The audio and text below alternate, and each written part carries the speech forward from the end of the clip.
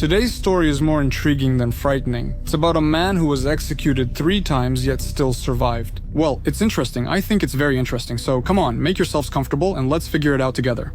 It's still scary though. In the photo, you can now see John Henry George Lee. He was born back in 1864 in the village of Abbot Carswell, England. Abbot Carswell, or Abbots Carswell, is a pleasant village located 2 miles south of Newton Abbot and has a parish of 433 people and 1,600 acres of land, including several scattered houses and the hamlet of Allar, where there is a paper mill on the river about 1.5 miles from the church. All the land is held in freehold and belongs to Sir Carew Bart, the Honorable Mrs. Hare, Mr. Hall, Esquire John Creed, and several smaller owners. The Lee family was poor and couldn't afford their son John's education, but he was ambitious. He wanted to earn money quickly to get out of this poverty. His biggest dream was to see the world. After finishing school at the age of 14, he was hired as a servant by Emma Ann Whitehankies, an unmarried 68-year-old woman who lived at the Glen Estate in Babacombe. Although John was quite a rough boy, and I'm not talking about his weight, Emma felt a fondness for him, almost like for a son, and took him in as a servant. One day, John confessed to Emma that he was very curious to see the world and go on a round-the-world journey. The woman couldn't give him money for this dream. Besides, the boy was still too young for such a journey. However, she helped him in another way. In 1879, on the recommendation of M.M. Keyes, he enlisted in the Royal Navy in Devonport. These were the happiest years of his life. To discover the ocean, new lands, and an endless sense of freedom, just as he had imagined. Unfortunately, his dream of becoming a serviceman never came true. He was discharged after 3 years due to health issues. Lee returned home to Abbots Carswell and had no idea what to do next. He was counting on staying in the Navy, fulfilling the dream of his whole life, but fate decided otherwise. Luckily, M.A.K. reappeared in the young man's life, offering assistance once more. The woman gave a glowing recommendation for John to one of her very wealthy friends who lived at Rich Hill in Torquay, Colonel Brownlow. Whether the money the young man received was not enough for him, or he simply hoped that fate was on his side and he would get away with everything, I don't know. But then John committed his first crime. His plan was to quietly steal some silver so that he could sell it later. But he didn't manage to get away with it. Colonel Brownlow not only scolded John and made him return the silver plate he had stolen, but also involved the police in the matter. So, in 1883, John Lee was arrested for stealing silverware and was later sentenced to 6 months of hard labor in Exeter Prison. He was sure that now no one would hire him. John was released in January 1884. It was then that Mrs. Emma Case intervened in John's life for the 3rd time and helped him again. The woman was a strong supporter of forgiving people and giving them another chance, again and again when they make mistakes. For John, it was a chance to not only avoid starvation but also to redeem his reputation. The boy was once again hired as a servant at Glen. It's a luxurious building located right on the beach in a seaside community in England. It was so exquisite and luxurious that the King and Queen of England themselves once came and stayed there to see all this beauty with their own eyes. After some difficult years, the Case family, who owned the estate, had to lay off nearly all their employees. Together with the owner, Emma Ann Whitehankies, there were 4 servants living in the Glen estate. One of them was John Lee himself, whom the kind-hearted woman had taken back into employment. Besides John, there lived and worked Elizabeth Harris, the cook, who was also his stepsister, and 2 elderly maids, sisters Jane and Eliza Neck, who had worked for Emma for over 40 years. John was the only man in this estate, which meant that almost all the physical work fell on his shoulders. Wait, no, that's not quite right. Those ladies also did physical work. In short, let's put it this way. The heavy physical work, like chopping wood, moving the carriage, things like that. What did people do back in the 19th century? You get the idea. On November 15th, 1884, 20-year-old John Lee was helping his sister Elizabeth clear the dining table in an English estate. When John finished all his chores and was getting ready for bed, one of the elderly maids entered the room and said it was time for the evening prayer. John stopped polishing the silverware and went to the living room where Miss Case awaited. "Miss, excuse me." Emma really loved holding the evening prayer with her staff. It was something very special to her. Although John was not a religious person, not even close, he was grateful to Miss Emma Case for taking him back after his imprisonment. That's why he agreed to these evening prayers every day. After the evening prayer, Jane and Eliza Neck went to the kitchen to prepare a cup of hot cocoa for Miss Emma. She sometimes stayed up late, liked to drink hot cocoa and just sit by the fire or read and write letters. When the maids left, John also got up, wished Emma good night, and went to the kitchen. His sleeping place was in a closet in the kitchen, well, kind of like Harry Potter, well, almost. Between 3 and 4 in the morning, Elizabeth woke up from the smell of smoke and rushed to the maid's room to wake them up. Eliza Neck went to Miss Case's room to wake her up. The room was on fire, but the woman's bed was empty. When the servants went down the burning stairs, they saw that both the living room and the dining room were engulfed in flames. John woke up in the closet to the sound of a scream outside the door. He rushed out of the pantry door and immediately found himself in the kitchen, which was completely filled with smoke. Through the smoke, he could barely make out the silhouette of his sister and one of the maids. They ran into the kitchen to wake up John and call for help. Not yet knowing that the lady of the house was not in her room, John ran to the stairs and started climbing to the second floor to save Mrs. Emo. But as he was going up, Eliza Neck, the second maid, was coming down. Realizing John's intention, she said Emma wasn't in her room and her bed was completely on fire. John and Eliza went down together to the kitchen, where they joined Elizabeth and another maid. The four of them started filling buckets with water and tried to go up the stairs to put out the fire that was in Emma's bedroom. But while they were doing this, the flames had already spread throughout the bedroom. It was simply impossible to enter there. And their little buckets of water wouldn't have helped at all. So the group decided to go downstairs to save their own lives. Running through the dining room on the first floor, they found something creepy. It was the body of Emma Case. She was on fire. Around her charred body were wood shavings and newspapers that smelled of paraffin. Her eyes were bulging out of their sockets, her throat was cut, her head almost severed. There were blows to her head. Her right leg and one arm were completely burned. The woman's body was lying right on the ground. It was obvious that she was dead, and the cause was not the fire. She had terrible wounds on her head that looked as if someone had taken an axe and chopped at her head. And her neck was cut so deeply it looked as if someone had tried to pull her head off. One of the maids was so frightened that she just started screaming, forgetting for a while that there was also a fire. But there was no time to examine the body or try to save it, so everyone ran out of the house. Eventually, some neighbors, local fishermen, and members of the Coast Guard were able to put out the fire at Glen. But, as we already know, this was not just a fire, it was a murder. When the police arrived at Glen, they immediately accused John Lee of the murder of the city woman. At that time, there was no forensic examination, so the main, let's say, the first piece of evidence was intuition and gut feeling. The police decided that the person who killed Emma and injured her must have been very physically strong. And as you already know, John Lee was the only man in the house, so naturally all the suspicions fell on him. His existing criminal record and the blood traces found under the fire debris were additional evidence. But they weren't in the place where Emma's body was found. The bloodstains indicated that the woman was killed in the hallway near the stairs. Right next to the pantry where John was sleeping, and just behind the pantry door, the police found a bloodied axe and a knife. There were also no signs, let's say, of forced entry into the building. This made the police even more convinced that the killer was someone from inside, meaning one of the servants. Blood was found on Jane Nate's nightgown, which John Lee got on her when he helped her down the stairs. He had a cut on his hand, which he said happened when he broke the dining room window to let out the smoke.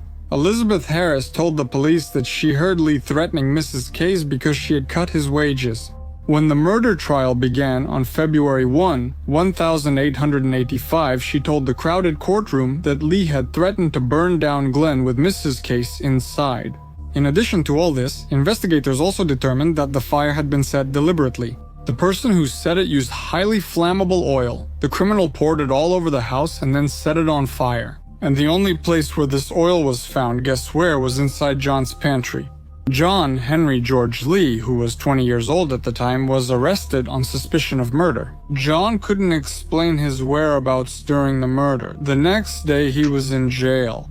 According to the guard, he had a visitor, namely his lawyer. This surprised John quite a bit, since he didn't have a lawyer and had no idea who this man was at all. John went to the meeting room where a young man, Reginald Gwynn Templar, was already waiting and recognized him.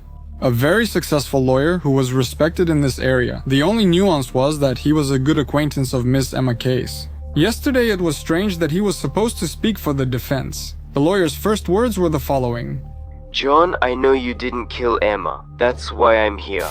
But evidence was needed to acquit the young man. At the lawyer's request, John told all the information he remembered about the night of the fire and the murder. After recording the testimonies, Reginald started building John's defense foundation. But 2 days before the start of the trial, Reginald fell ill and was replaced by his younger brother Charles. 2 days later, an inquest before the jury was held at the St. Mary Church Town Hall. 25 witness statements were read out, including the testimony of the cook, Elizabeth Harris, and 2 other maids who lived at Glen. John Lee maintained his innocence throughout the entire trial, but his case was poorly represented, no defense witnesses were called, and there was no proper cross-examination of the prosecution's witnesses. The prosecution's evidence was also unconvincing and boiled down to the fact that Lee was a young man with a criminal record. He was the only man in the house at the time of the murder, and after the incident, blood was found on his clothes, that's all. Moreover, the laws at that time did not allow him to defend himself in court. Although the evidence against Lee was little more than circumstantial, it took the jury only 40 minutes to find him guilty. He was sentenced to death by hanging. When asked by the judge, Sir Henry Manistee, why he took the verdict so calmly, Lee replied, The reason for my calmness is that I trust in the Lord and He knows that I am innocent. Only after the trial did it become clear that Elizabeth Harris was pregnant. Most historians now believe that the father of the child was actually the lawyer who quickly offered to defend Lee in court. Templar was a regular visitor to the Glen estate and, as they say, was there on the night of the murder and slipped away. This video could have ended here if not for the fact that John Lee survived and his death sentence was commuted by the Queen to life imprisonment. For the next 3 months, John sat in his prison cell waiting for execution.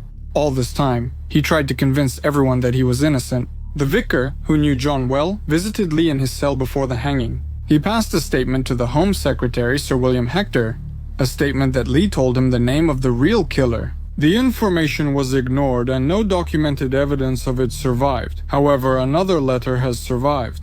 12 days before his execution, John wrote to his stepsister, Elizabeth Harris, in which he questioned the truthfulness of her testimony and the testimony of other servants in Glen. There is no doubt that the truth will come out after my death. You have to be very cruel-hearted people to let me die for nothing. They haven't said even 6 words of truth. That is the servants and you, my dear stepsister. Until 1868, executions in Great Britain were a public spectacle that drew huge crowds of people interested in bloody events. For example, the last public execution of a woman in Exeter was the execution of Mary Ann Ashford. 20,000 spectators watched her hanging near the county prison on March 28, 1866. More or less, but after 1868, executions were to take place in prisons. Except for officials responsible for carrying out the judicial killing and the prison chaplain, only accredited members of the press could witness the events. On the night before the fatal day, Liz claimed that he had a vision in which an angel told him not to be afraid because he would not be executed. He was innocent. Taisha Foot had already been prepared and tested for strength. According to the prison warden, Edwin Kaltenhout, the preparation procedure was fully followed. In the morning, on Saturday, February 21 by my order, the device was thoroughly repaired, cleaned, and tested by the officer engineer and the carpenter guard. In the afternoon of the same day, the device was tested again by the guard, craftsman Ikat Berry. Moreover, after testing it twice, the latter verbally reported to me that it was satisfactory for current use. No further tests were conducted on Sunday.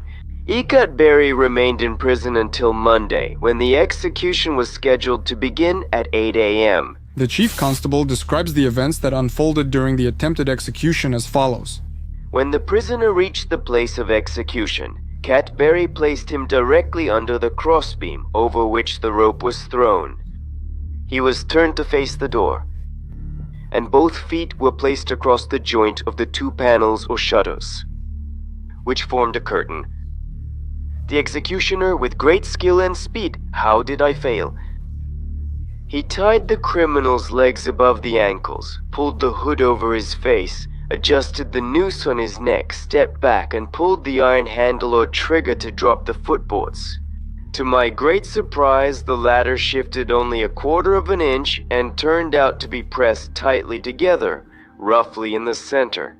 The executioner and some prison officials standing nearby tried to make the boards move by banging on them, but to no avail. After a few seconds, the prisoner's face was uncovered and he was taken to a neighboring cell in the prison. Meanwhile, the executioner and guards investigated the cause of the malfunction. The constable attributed it to the damp, humid morning causing the boards to swell. Because of this, their upper edges were touching each other, preventing them from separating. The prison engineer took a tomahawk urbanak to create a larger gap between the boards. The prison warden was put on them.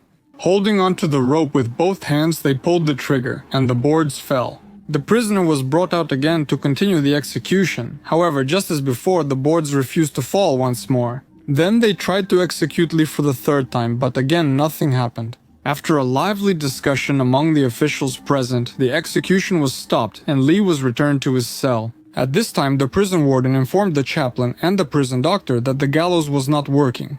The doctor said John was returned to his cell and the execution was postponed. Then the chaplain, the doctor, and the governor wrote a letter describing the whole situation to inform the Secretary of State about the strange occurrence. The morning after the execution, 2 workers carefully inspected the device. The initial theory that the boards got stuck because they were placed too close together in the center was not confirmed. In their report on the cause of the mechanism's failure, these 2 men wrote that the equipment had been assembled incorrectly.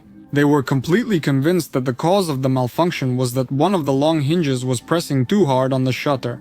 After the Minister of the Interior, Sir William Harcourt, was informed about the circumstances of the execution, he immediately issued an order to commute the death sentence to life imprisonment. Responding to a question in the House of Commons on February 23, 1885, he stated, The Assistant Sheriff of Exeter came to London that day to see me and told me the facts of this painful case. And after considering them, I thought it would shock anyone's feelings if a person suffered twice from the prospect of inevitable death. So today, during the day, I signed a warrant for a stay in his case to continue its consideration whenever Her Majesty wishes. Lai was released from prison in 1907 after 22 years of imprisonment there. He became a minor celebrity, traveling around the country with his own version of the story, which he published in 1912 in a book called The Man They Could Not Hang. That same year, a silent film was made based on his story. In January 1909, he married a woman from Devon, with whom he had 2 children. 2 years later, he left his wife for another woman and moved with her to the United States. He lived for 80 years and passed away on March 19, 1945 in Milwaukee. Well, that's the story, dear ones. It's not exactly scary, but to me it's very interesting. So thank you for listening to it, and for being here all this time and still being here, and you'll be here tomorrow, and you were here yesterday. In short, I really appreciate it. Thank you for watching. See you tomorrow at 8 o'clock post-meridium. Thank you.